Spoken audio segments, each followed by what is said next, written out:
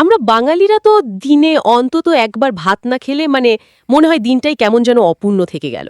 একদম। কিন্তু আমরা কি একবারও ভেবে দেখেছি আমাদের প্লেটে যে সাদা ধবধবে ভাতটা আসছে সেটা আসলে কতটা নিরাপদ? হুম।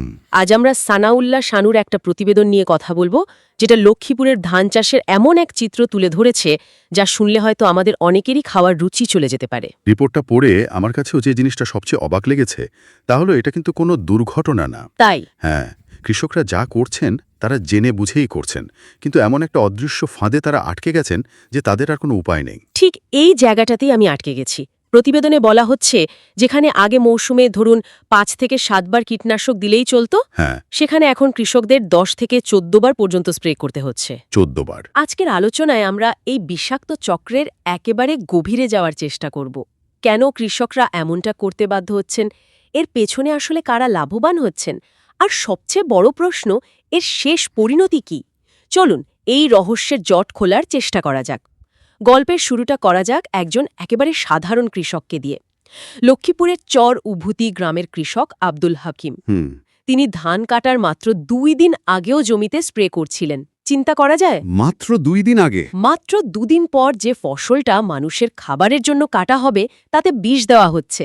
তিনি সাক্ষাৎকারে যা বলেছেন তা শুনলেই বোঝা যায় তিনি কতটা নিরুপায়।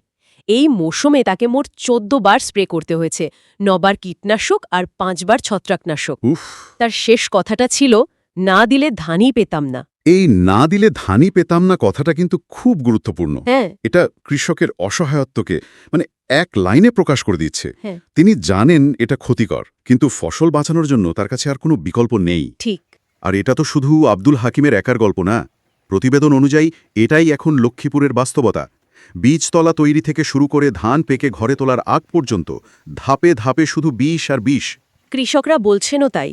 জমিতে সামান্য কোনো সমস্যা দেখলেই তারা ছোটেন স্থানীয় কীটনাশকের দোকানে, আর আর দোকানদার যা ধরিয়ে দেন সেটাই নিয়ে এসে স্প্রে করেন।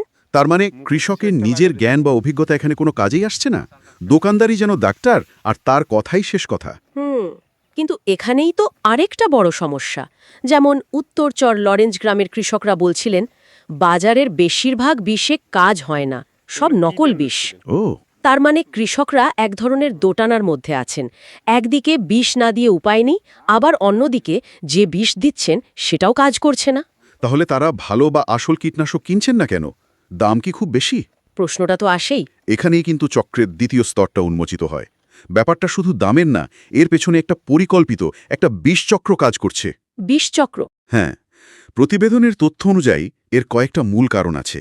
প্রথমত, যারাই বিষ বিক্রি করছেন তাদের নিজেদেরই কোনো ধারণা নেই তারা কি বিক্রি করছেন। বলেন কি? লক্ষ্মীপুরে প্রায় ৭০০-র মতো কীটনাশক বিক্রেতা আছেন, কিন্তু তাদের প্রায় সবারই রাসায়নিক জ্ঞান শূন্যের কোঠায়। দুজন শিক্ষিত কৃষক মালেক আর কবিরুদ্দিনের মতে এই অশিক্ষিত বিক্রেতারা নিজেরাই বোঝেন না কোন রাসায়নিকের কী প্রভাব। অথচ তারাই কৃষকদের হাতে রং বেরঙের প্যাকেট তুলে দিচ্ছেন। একদম। ১ মিনিট। তার মানে যে লোকটা জানে না প্যারাসিটামল আর অ্যান্টিবায়োটিকের মধ্যে পার্থক্য কি, সেই যেন আমাদের প্রেসক্রিপশন দিচ্ছে। ঠিক তাই। কিন্তু তারা কেন এটা করছে? শুধু অজ্ঞতার কারণে, নাকি এর পিছনে আরও বড় কোনো কারণ আছে? অজ্ঞতার সাথে যখন বিপুল পরিমাণ লাভের লোভ যুক্ত হয় তখন পরিস্থিতিটা ভয়ঙ্কর হয়ে ওঠে। উত্তরচর লরেঞ্জ গ্রামের একজন বিক্রেতা আনোয়ার বিষয়টা একেবারে খোলাসা করে দিয়েছেন। কি বলেছেন তিনি? এগুলো বিক্রি করলে লাভ হয় ১০ থেকে ১৫%। আচ্ছা। অন্যদিকে বাজারে ২০০-র বেশি বেনামি নিম্নমানের কোম্পানি আছে যাদের পণ্য বিক্রি করলে কমিশন পাওয়া যায় ৪০ থেকে ৫০%। অবিশ্বাস্য। মানে একজন বিক্রেতা যদি ভালো কোম্পানির ১০০ টাকার ওষুধ বিক্রি করে সে পাবে ১৫ টাকা, আর যদি একটা বাজে কোম্পানির ওষুধ বিক্রি করে সে পাবে ৫০ টাকা। তাহলে তো একজন সাধারণ ব্যবসায়ী অবশ্যই বেশি লাভের দিকে ঝুঁকবে। এটা তো একটা সোজাসাপটা অর্থনৈতিক হিসাব যার সরাসরি শিকার হচ্ছেন কৃষক।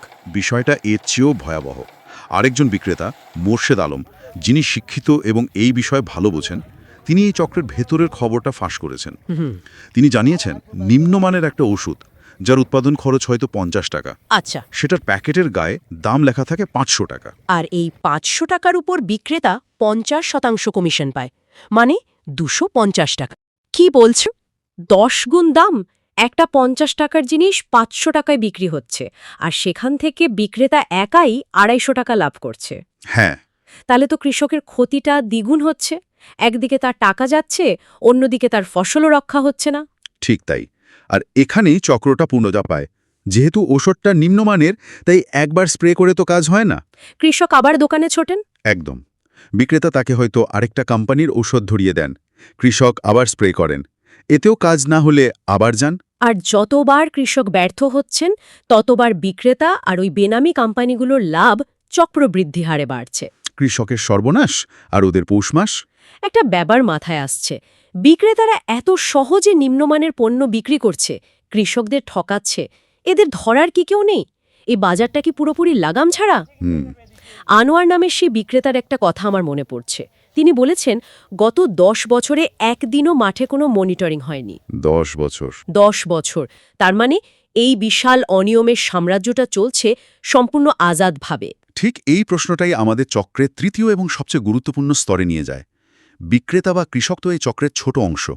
আসল প্রশ্ন হল, যাদের এই লাগামটা ধরে রাখার কথা ছিল, অর্থাৎ নিয়ন্ত্রক সংস্থা বা কৃষি বিভাগ, তারা কোথায়? হ্যাঁ, তারা কি করছে? যদি বিক্রেতারা নকল পণ্য বিক্রি করে, যদি কৃষকরা প্রতারিত হন, তাহলে তাদের রক্ষা করার দায়িত্ব তো রাষ্ট্রেরই কোনো না কোনো সংস্থার। আর প্রতিবেদনের সবচেয়ে হতবাক করা তথ্যটা সম্ভবত এখানেই লুকিয়ে আছে। কি সেটা? লক্ষ্মীপুর জেলা কৃষি সম্প্রসারণ অধিদপ্তরের একজন কর্মকর্তা সালাহুদ্দিন যা বলেছেন তা শোনার জন্য আমাদের প্রস্তুত থাকতে হবে। আচ্ছা। তিনি জানিয়েছেন, বালাইনাশক বা কীটনাশক বিক্রির লাইসেন্স পাওয়ার জন্য কোনো শিক্ষাগত যোগ্যতার বাধ্যবাধকতা বা কোনো নির্দিষ্ট নীতিমালা নেই। কি নেই বললেন? কোনো নীতিমালা নেই? হ্যাঁ, ঠিকই শুনেছেন, কোনো নীতিমালা নেই। মাত্র 500 টাকা জমা দিলেই যে কেউ এই ব্যবসার লাইসেন্স পেয়ে যেতে পারে। মাত্র 500 টাকা? তিনি সরাসরি বলেছেন, বালাইনাশক বিক্রি করতে শিক্ষাগত যোগ্যতাও লাগে না। এটা তো অবিশ্বাস্য। মানে একটা ভালো রেস্টুরেন্টে একবেলা খাওয়ার বিলের চেয়েও কম টাকায় যে কেউ রাসায়নিক বিষ বিক্রির লাইসেন্স পেয়ে যাচ্ছে। এটা কিভাবে সম্ভব? আমার গাড়ির ড্রাইভিং লাইসেন্স পেতে এর চেয়ে বেশি কাঠখড় পোড়াতে হয়। সেটাই তো। এই তথ্যটাই পুরো ছবির পাজলটা মিলিয়ে দেয়। এটাই হলো সেই সিস্টেম ফেইলিয়ার যার কথা আমি বলছিলাম। এটা কোনো বিচ্ছিন্ন ঘটনা নয়, এটা একটা ভাঙা সিস্টেমের প্রতিটি অংশের পরিণতি। যখন লাইসেন্স দেওয়ার জন্য কোনো যোগ্যতার প্রয়োজন হয় না, তখন তো অশিক্ষিত বিক্রেতারা এই ব্যবসায় আসবেই। আর তারা বেশি লাভের জন্য নিম্নমানের পণ্য বিক্রি করবেই। একদম। আর সেই পণ্য কাজ না করায় কৃষকরা বারবার স্প্রে করতে বাধ্য হবেন। পুরো চক্রটাকেই তো বৈধতা দিচ্ছে এই দুর্বল বা বলা ভালো অস্তিত্বহীন নীতিমালা। নকল বা নিম্নমানের বালাইনাশক তদারকির বিষয়ে তো ওই কর্মকর্তা কোনো তথ্য দিতে পারেননি।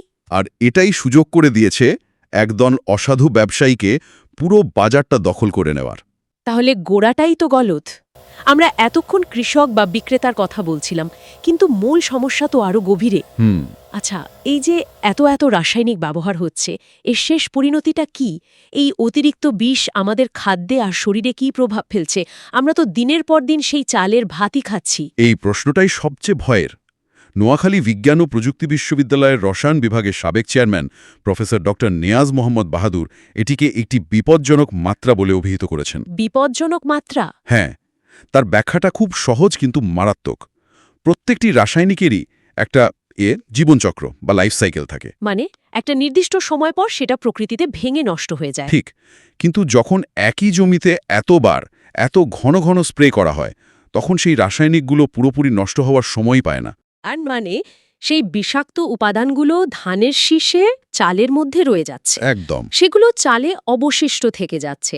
আর সেই চাল যখন আমরা খাচ্ছি, তখন সেই বিষ আমাদের শরীরে ঢুকছে। আর এর ফলে প্রফেসর বাহাদুর বলছেন, এর ফলে মানুষের শরীরে নিউরোলজিক্যাল ক্ষতি, অর্থাৎ স্নায়ুতন্ত্রের সমস্যা, হরমোনের ভারসাম্যহীনতা, প্রজনন অক্ষমতা, এমনকি দীর্ঘমেয়াদে ক্যান্সারের ঝুঁকিও মারাত্মকভাবে বাড়তে পারে। 1 মিনিট, এটা কি শুধু দীর্ঘমেয়াদী প্রভাব?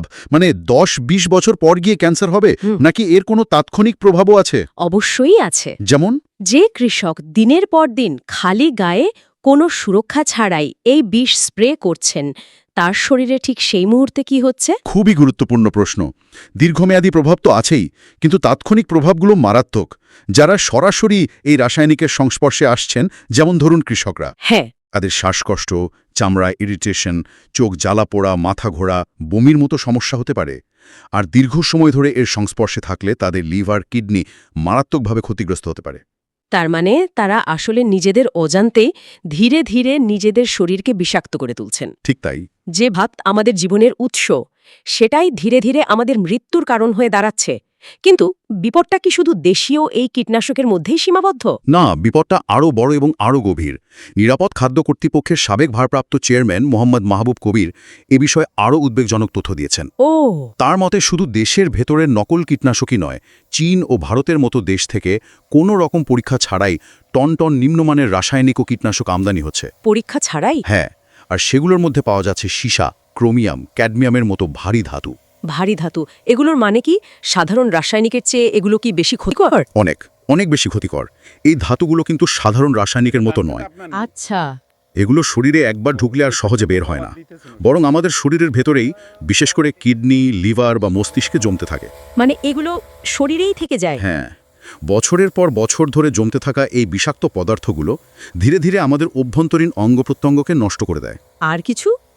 মাহবুব কবিরের তথ্য অনুযায়ী এসব আমদানিকৃত রাসায়নিকে এমনকি তেজস্ক্রিয় উপাদানও পাওয়া যাচ্ছে, যা সরাসরি ডিএনএকে আক্রমণ করে ক্যান্সারের কারণ হতে পারে। বলেন কি? এই বিষাক্ত উপাদানগুলো সার আর কীটনাশকের মাধ্যমে আমাদের মাটি, পানি এবং শেষ পর্যন্ত পুরো খাদ্য শৃঙ্খলে ছড়িয়ে পড়ছে। তার মানে সমস্যাটা শুধু ধানে বা ভাতে সীমাবদ্ধ থাকছে না? একদমই না।